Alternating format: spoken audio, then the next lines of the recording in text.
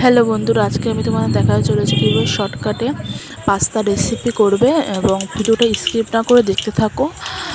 খুবই কম সময়ের মধ্যে খুবই একটি সুন্দর পাস্তা রেসিপি। প্রথমে তেলটাকে গরম করে অল্প একটু কালো জিরে ফোড়ন দিয়ে যে পাস্তাটাকে আগে গরম জলে সেদ্ধ করে নিতে হবে। বেশি সেদ্ধ করলে বিচ্ছি লাগবে, মিডিয়াম সেদ্ধ করে নিতে হবে।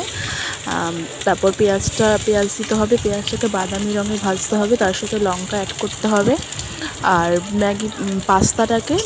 পাস্তাটা আগে থেকে ম্যাগি মশলা দিয়ে মাখিয়ে রাখতে হবে, তবে খেতে আর খুব সুন্দর লাগবে। আর বাদামি রঙের হয়ে গেলে পাস্তাটা ঢেলে দিয়ে ভালোভাবে একটু কষিয়ে ভেজে নিতে হবে, হালকা করে ভেজে নিতে হবে। তারপর অল্প একটু ম্যাগি মশলা দিয়ে দিতে হবে। আর যদি আমার ভিডিও তোমাদের ভালো লেগে থাকে প্লিজ একটা লাইক করবে।